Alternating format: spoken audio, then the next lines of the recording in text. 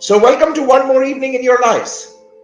And I see many familiar names who I think were also present when we met around a month back. And this whole endeavor is to be in touch, follow up on a kind of theme, because in life, actual transformation unfortunately never happens in the classrooms. You attend classrooms, you attend workshops, and all that knowledge is great for your altruistic self because it's sometimes awesome knowledge, it's inspiring, it's out of the box. But life happens, therapy happens, transformation happens in day-to-day life. And that's when you learn and master how to apply everything that you're learning in the classes. So these endeavors, this keeping in touch. So in my last talk, which was about a month back, I explained how a lot of the programs that keep us stuck largely originate from that one core part of us that goes into a freeze mode or a hibernation mode in childhood, and how that's really difficult to find. When we throw this session open for question answers based on what's happened at that time, did you put into practice what we spoke about? Like I briefly spoke about, when you are in the grip of an emotional crescendo, once it settles down, just simply acknowledge, are we done? Is that okay? And then try to use the dose formula to bring the adult back. This is where I left this conversation and this platform last month. Now, I'm going to take this, I'm going to scale this theme one step further. Assuming once again that we come into this world with a clean slate. What is the definition of love? As we understand it, love is acceptance. So when we say we love somebody or we love something, it's the degree of acceptance that we have about a person, about a situation, about a subject. That is what we call as love. Love is acceptance at a very basic level. So when we come into this world, we really don't have any tool to reject anything at all, because we're coming as raw clay, literally like a clean slate. So I'm not talking of destiny or metaphysics at this moment. I'm simply talking good, simple, common sense approach to life. So you're coming with a clean slate. You have no capacity, no power, no authority to reject. So what happens? As we are born, and as our mothers and maybe fathers start to interact with us, at a very basal level, their interaction becomes our unconscious understanding of what love is. And that's a hugely dangerous state. Hugely dangerous state. Because unfortunately, if parents are not aware, if parents are ignorant, if procreation and having the child is just one of the facets of life, by default, the definition of what love is for the child gets very toxically programmed at that moment. And this is happening at a very, very primal age. That is what love is. That is what you understand as love. Now, as you start to grow up a little bit, and as your critical filters of the mind come into play, and you start to watch society, your friends, your surroundings, and then you start to figure out that, but that's not how love is for most people, or that's not how love is for your very happy friend, or that's not what love is for your classmates. And now begins your issues of life. So you adapt your behavior, you adapt your strategy to get what you don't have. But unfortunately, that's not what love is for you, because what love is for you is what you got exposed to in an extremely primal state from your parents. So you consciously gravitate to try, your behavior tries to adapt itself to constantly getting what you see others have, but you don't have, and that is not your language of love. So your subconscious mind and your DNA is working overtime to create the language of love for you, and your quest or your behavior is at complete loggerheads with that. And that's when all our dysfunctionality starts to grow, starts to get rapidly accelerated into what we call as toxic programs or toxic issues of life. It's an extremely dangerous pattern, but it happens to virtually most people who get stuck in this rut. So your language of love is fundamentally different, and you keep unconsciously manifesting that as loyalty to the parent. And your coping mechanism, what you keep constantly trying to seek, opposes that. So your behavior goes on a tangent completely different from what your subconscious mind is creating for you. And then you have the classical child-adult split, etc., etc., etc.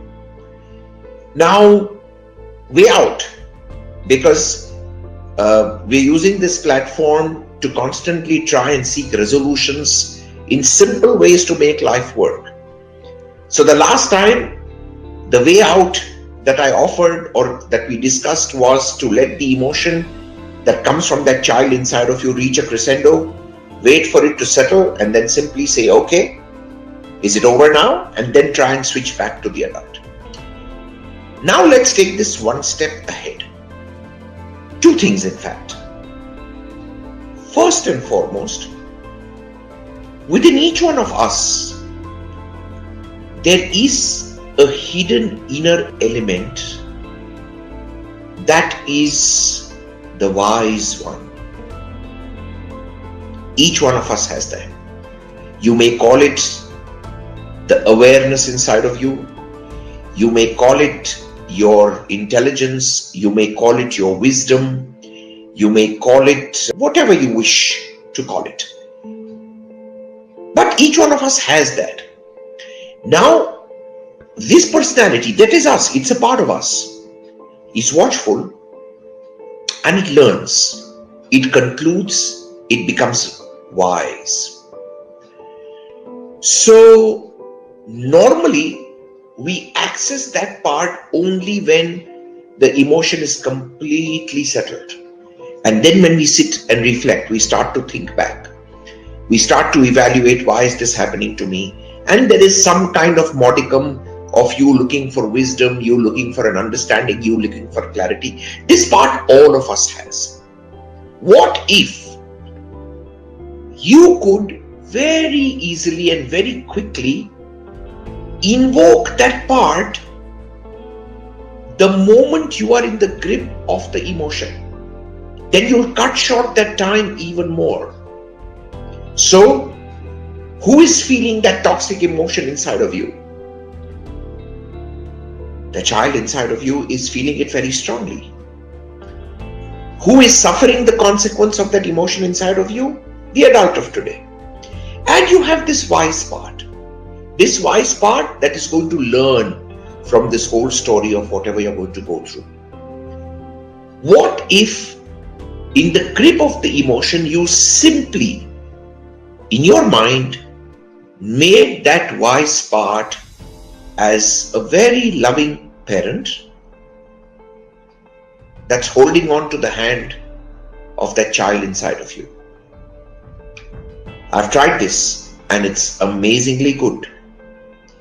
So when you feel the restlessness, when you feel the crescendo, even before you get to, okay, are we done?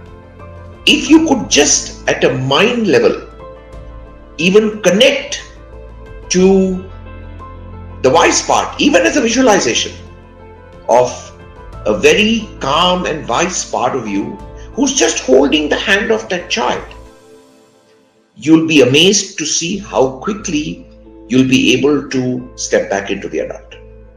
Quick, fast, rapid. Now, the biggest benefit of doing this exercise, and as I said, I only share on these platforms things that I personally do with myself, because I believe experience is the best teacher.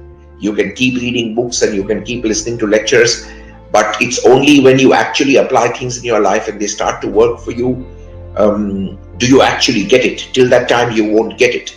You will probably get it intellectually, but it won't affect your being. So the more quickly you introduce this wise one into the element, the faster and more effectively you get clarity in the pattern in which you're stuck. So what I'm now doing is I'm introducing a third element.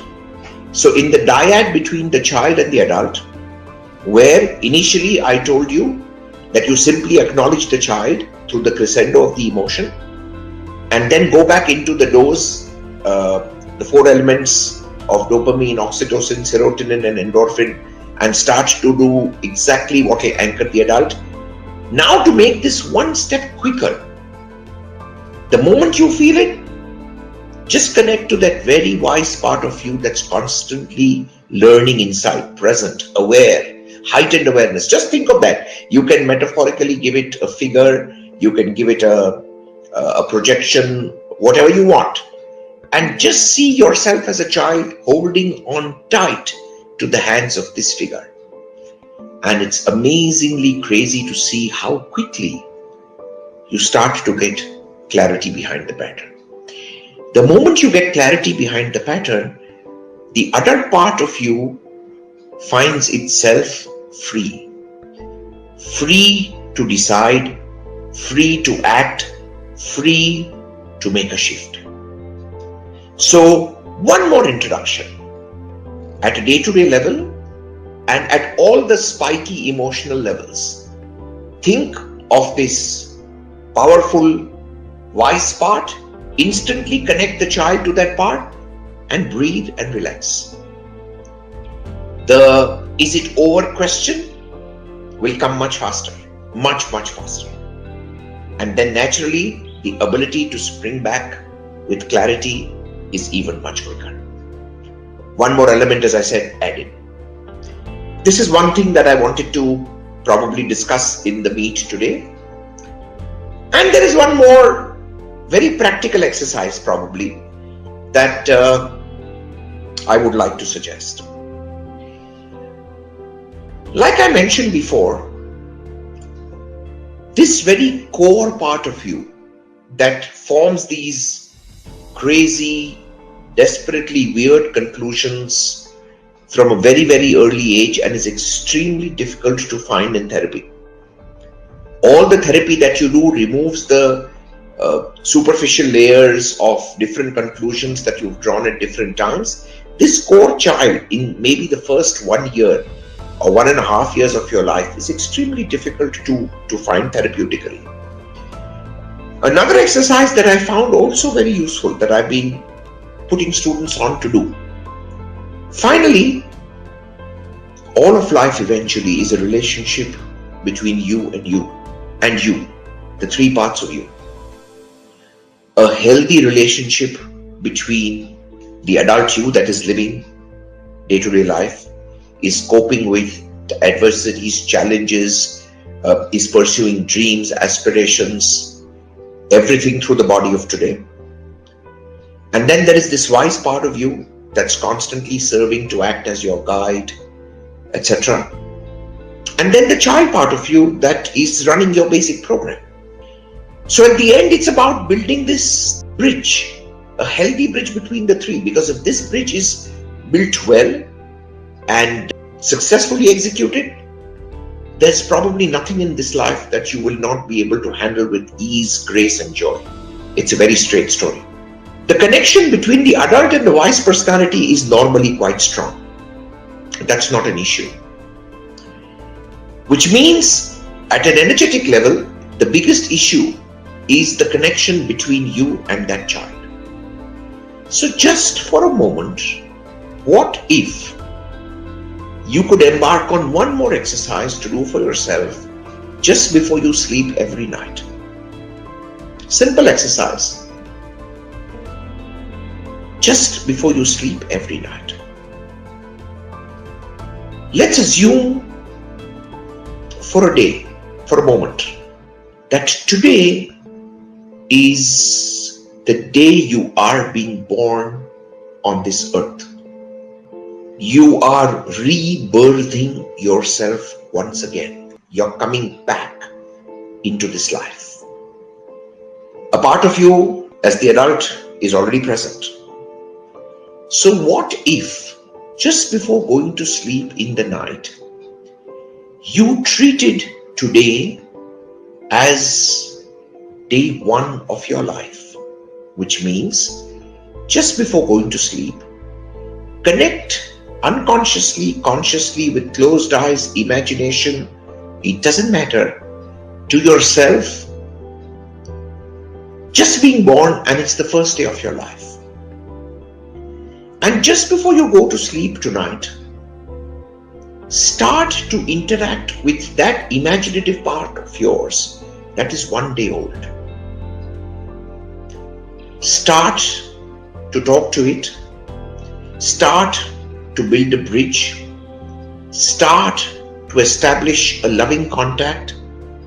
The standard protocol in those contacts, of course, should be huge gratitude from you to that 1 day child, because had that child not taken this initiative of being born, you wouldn't be living in this body today.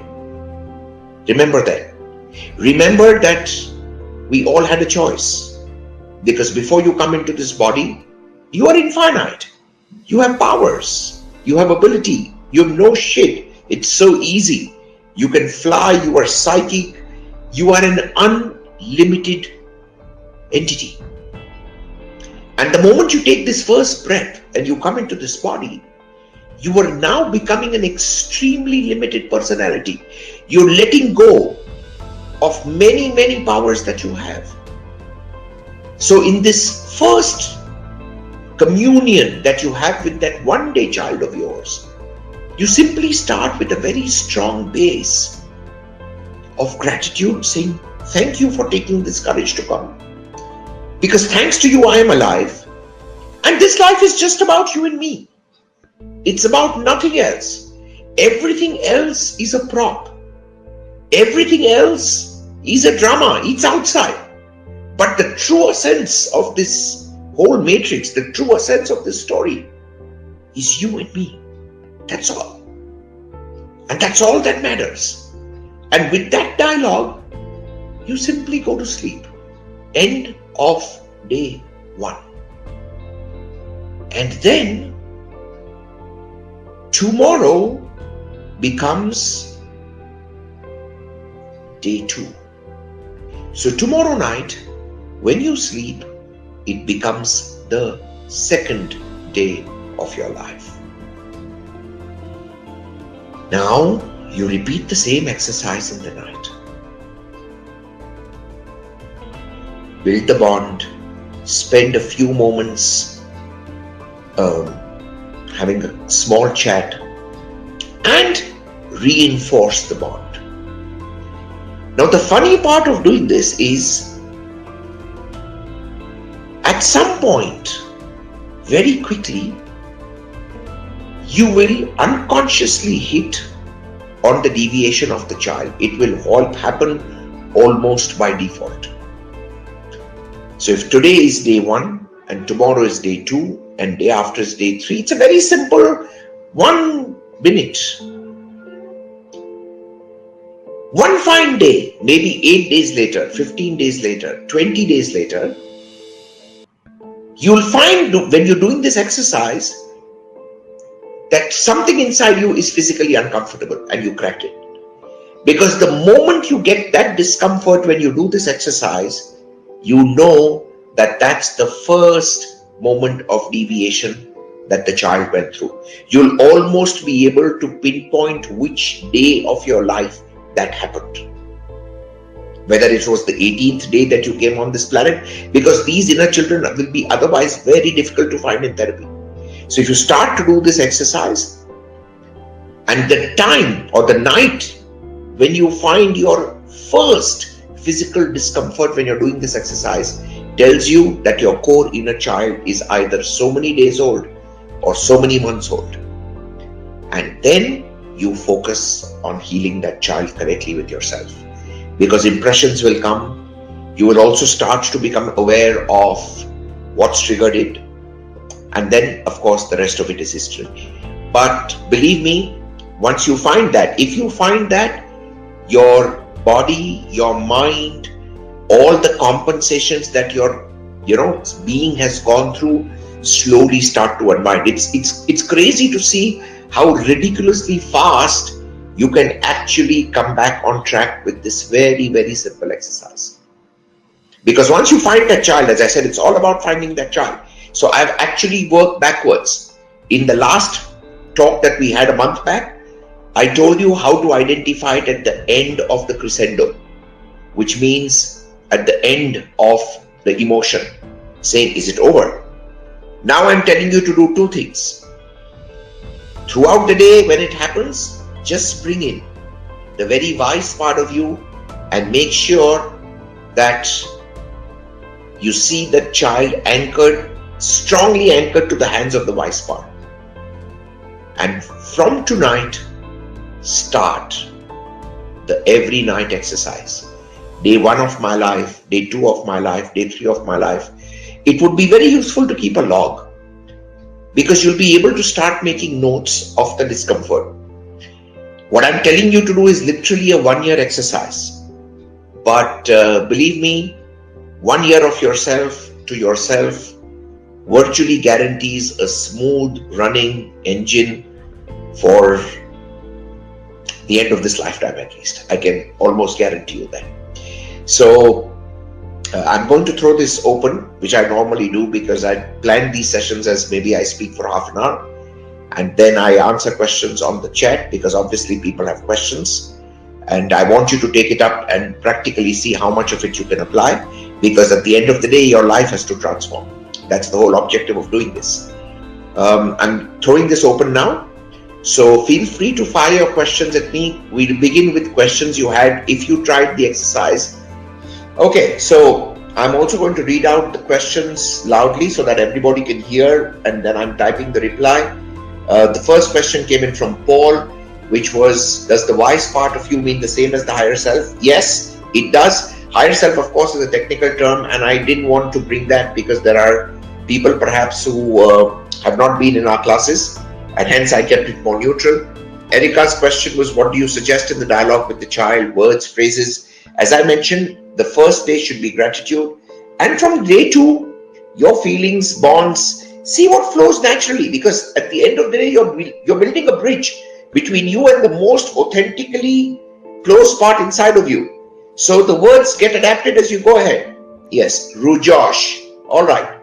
So we relive the first year of our existence. Yes, Rujosh. That's what I'm saying. You relive the first year of your existence. What if the issues happen, say, after the age of 5? Yes, the problem is issues can happen at any time. However, if your language of love gets strongly anchored correctly in the initial phases, your ability to deal with issues that happen later changes automatically. Because all our core competencies to do with the language of love. Remember how I started this talk? I started this talk by saying that what we get exposed to right in the beginning becomes what we understand as love. And that is what we need to rewrite. Because that program otherwise is unconsciously manifesting more and more drama in our lives over and over again. So once your language of love is rewritten for yourself, then tackling any inner child of any age is no problem at all. It's very easy. I hope that answers your question, Josh. Let's come back to the active chat. Here, Jackie. Hi, Jackie. And should the child's feelings each day be noted? Should this exercise be done every night? Yes, Jackie. The child's feelings should be noted. As I told you, what's of special importance is the first night when you feel pain. So ideally, if you're starting this exercise from tonight as day 1, you shouldn't feel anything physically in your body when you do it as a mental construct. But if you do, that almost tells you that the day you were born, your language of love caused pain to you. It all happened so fast. The first moment of a somatic charge in the body, when you do the exercise, tells you the age of the first child. Yes, you start to do this every night. I'm literally giving you a formula for rescripting your life, starting all over again. Remember, for that child, you are the higher self now.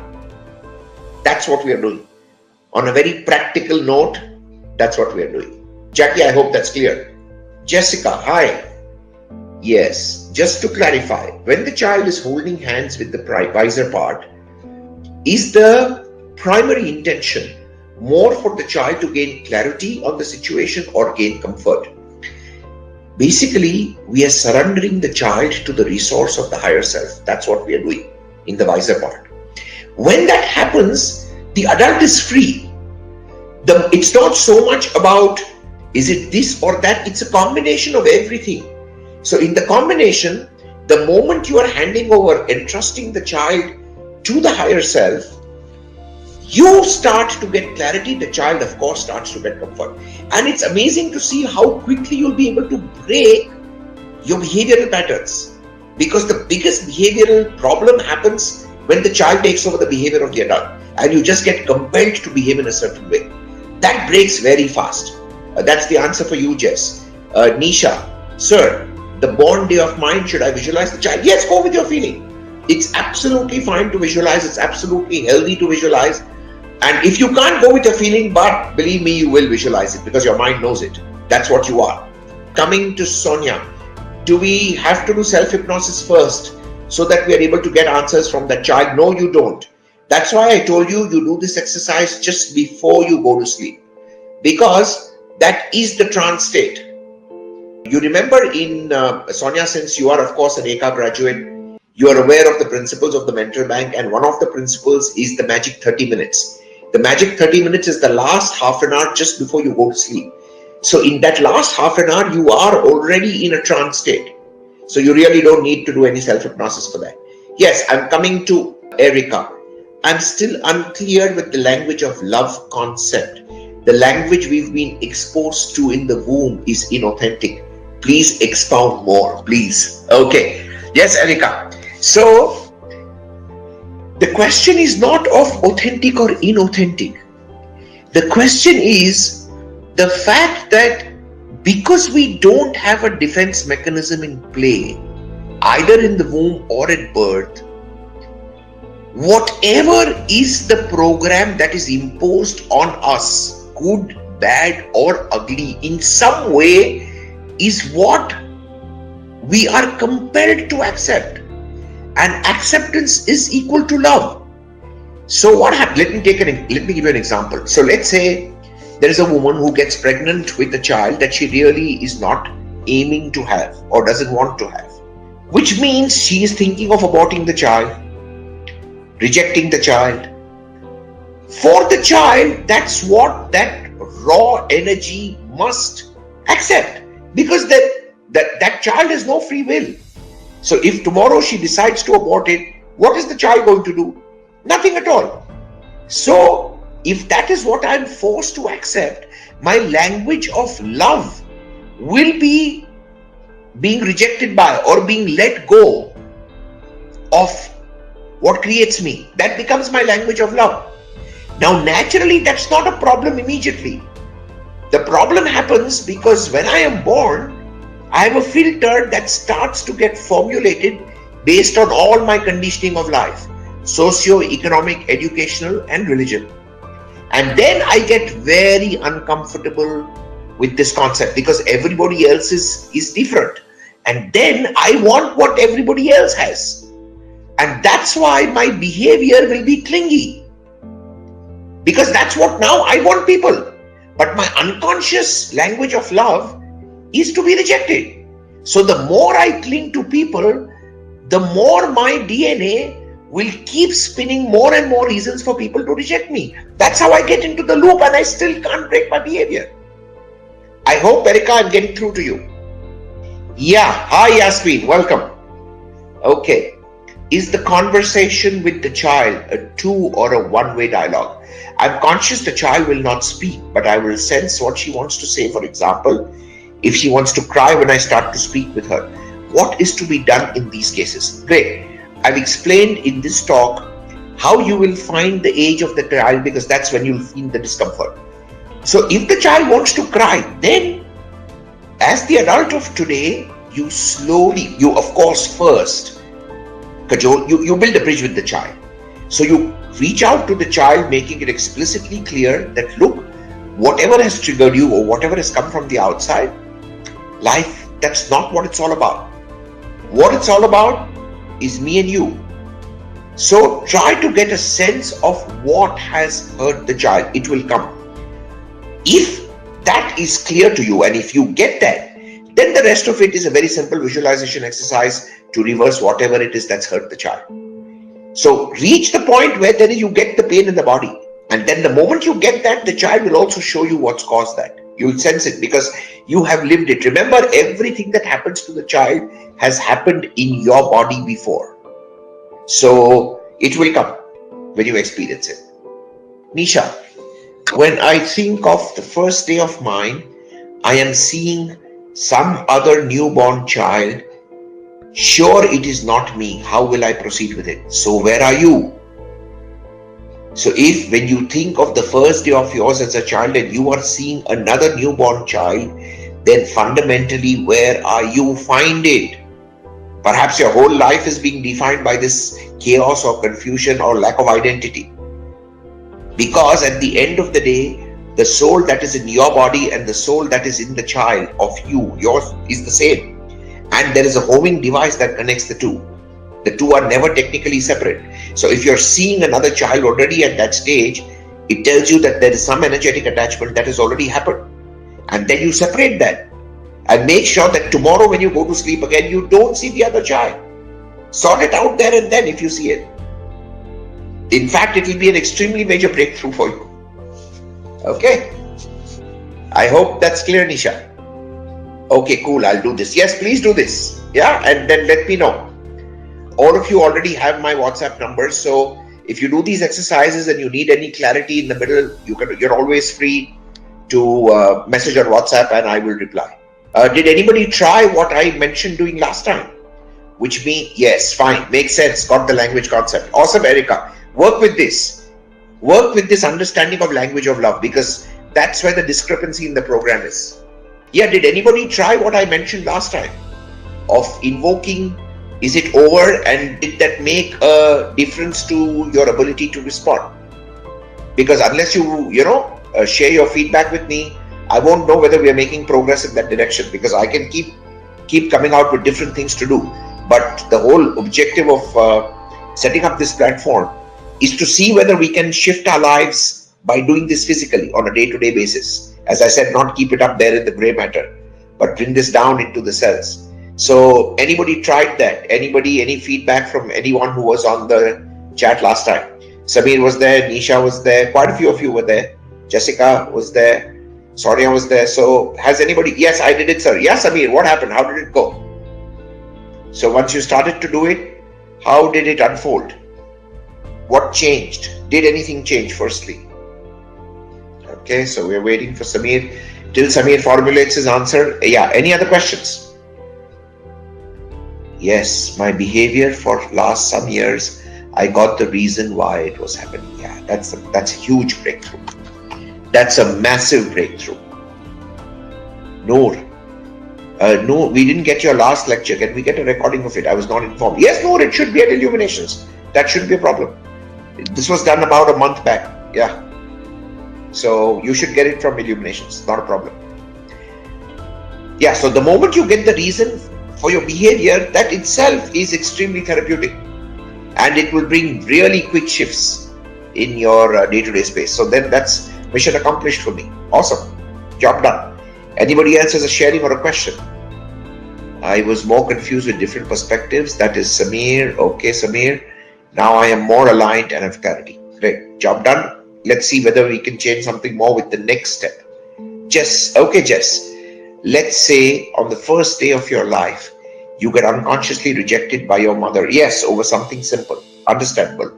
Like your mother fell sick after you were born, and for the first 3 days of the hospital, she never picked you up or touched you. Yes, having the awareness of understanding it was unintentional rejection.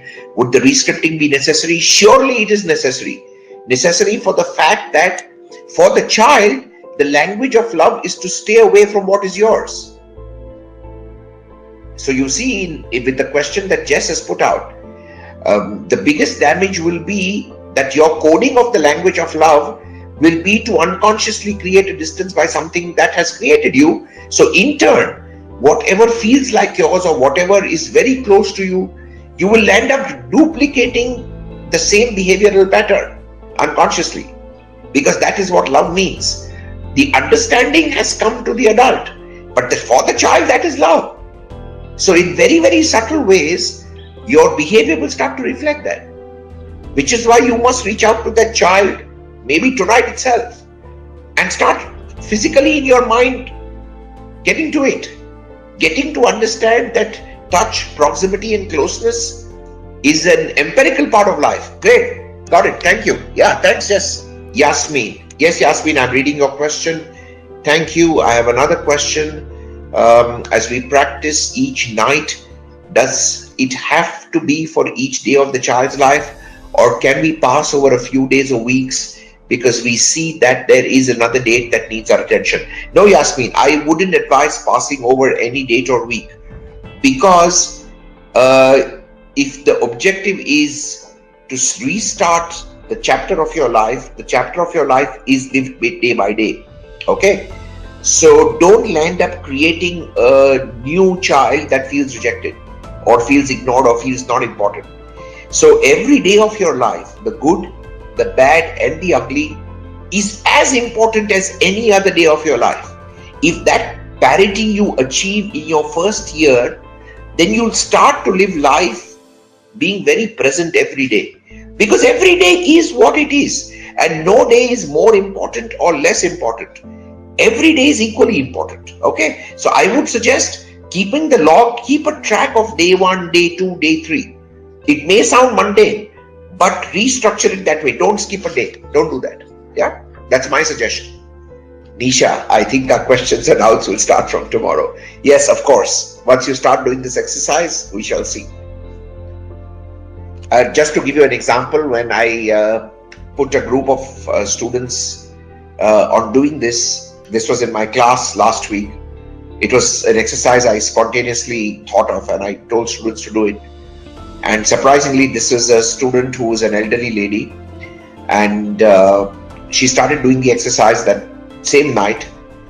And then the next morning in class, she gives me a feedback that yes, I could very clearly connect to my mom, and I could connect to my dad. And then she said, for some strange reason, I could just connect to my husband and my mother-in-law. Now, this is day 1 of her life. And that should, for all of you who are therapists, raise a bell immediately in your head. Because if on day 1 she's connecting to the energy of her husband and her mother-in-law who still haven't appeared in her life, then it just tells you that these are already energetic karmic influences that are going to shape how the destiny of her life is going to go. And that's exactly what her challenge is. Her whole challenge is to how to manage the married part of her life. So the moment you get that, then your whole negotiation of life also becomes very different. So many things will come up when you start to do this. Be present. And I said, I'm available on the WhatsApp. Any doubt, queries, zone in. And it's a very simple exercise to do. Yes, Yasmin, I get that. Understood. Thank you, sir. Very grateful. Good luck. Awesome. Anybody else? Any doubts, questions? Okay. Jessica, I also did the inner child work from the last seminar. Honestly, waiting for the crescendo to decrease is incredibly tough. Okay. You said to sit with it and do nothing, not to generate further karma. Yes, I did. In the moment when you can almost feel the tantrum of the child, is it best to keep sitting in that silence with your hands clasped? So Jess, this time I said, you bring in the wise one and anchor that child onto the wise one. Bring that in faster. Don't wait for the crescendo. So since it's so difficult to sit still, because you can feel the tantrum of the child, bring in the wise element instantly into the picture. You won't even need to reach till the crescendo starts to decrease. Do that. The quicker you are able to bring in the wise element, because the wise element knows how to handle the cranky child. The wise element knows how to handle the tantrum of the child. It will give you relief almost immediately. Try that. So it should speeden that up when you do this again. That's for you, Jess. Okay? Yes. Anybody else? Yeah, I was 100% correct. It gets easier and easier every day. Thank you. Thank you is acknowledged, Jess. Great. But as I said, now if you introduce the wise one, then it will become so much more faster. Even faster. Ruchika. What if there is no physical pain but only an emotion being felt? You'll feel it in the body, Ruchika. So the whole idea is that you do this just before sleeping and do it in the adult state. Okay, which basically means that well, if something toxic or terrible has happened through the day for you, then you obviously don't want to sleep with that. Yeah, that's clear. You should take time out to sort that out, because when you go to sleep, it should be in a stable frame of mind. Never go to sleep in a sad state, because then that emotion will just get magnified in your life. So you have techniques, you have breath work, you have EFT, you have tapping, you have so many balloon technique. There are so many things you can do. When you sleep, you should be calm. And in that calm state, you connect back to the child. Okay? That's the answer for you, Ruchika. Yes, Ruchika. Okay, yeah, I will do that. We'll try practicing. And then check again. Okay, fantastic, Ruchika. Yes, Rujosh, as you wrap up, can you recap one final time the process? Yes, brilliant. So there are two things that I mentioned. Hi Hannah, welcome. Yes, welcome. Erica does Illuminations email recordings. You have to check with Illuminations. This is to answer Rujosh. So Rujosh, to wrap it up, two things. I'm mentioning two things to do. On a day-to-day basis, in the grip of the emotion, the last time I told you, hold yourself, do nothing, and let it go to a climax, crescendo, and then say, is it over? Now, I'm requesting you to shortcut that process a little bit by just thinking of the wiser part of you and handing over the child in a tantrum, in an emotional grip, to that wise part. That's the first additional step to work at, because that will give you as the adult relief. The dose formula I've explained. And then in the night, every night before going to sleep, if you're starting this from day one, then tonight is the first day of your life with day one of your child. And then you do exactly what I do, day 2, day 3, day 4, till the first night when you start to feel the discomfort when you think of that child. And then you know exactly what to do. Hana, yes, is it a normal conversation that starts with, hello, how are you? This is day X, you're doing fine, how are you today? It depends completely on how you would talk to your own child. It can be normal. Day one has to be with gratitude. And you have to start to build a bridge where the child can relate completely to you. Remember, inner children are survivors and they're tired. They're really tired. So they're actually dying for somebody to take charge that they can trust and dump their very primal program on. So as you start to warm up to this conversation every night, it will take its own natural flow. Okay, you don't have to work at it like a script, no worries. It's your communication with your own soul part. No stress. Okay, thanks Hannah. Nice to get you back here. I hope life is fine. Life is gorgeous. Exactly, it is. That's how it should be. Totally. Fantastic. Live well and live happy. This was awesome. Great. Erica, good luck. Okay, so then I think I'm going to sign off. We don't have any questions coming up. So try this out. I think we have another meeting scheduled a month down the line, which means technically the next time we meet, and I'll continue from here, you would have a book with 30 children's experience. We're going to start from there and see if we're able to crack that. Yeah, bye Samir, bye Shalini. Awesome to see you all always. Till we meet again. Bye Nisha. Bye to the two Jayashrees too. Good evening and Good evening in Dubai. It's good night in India for me. But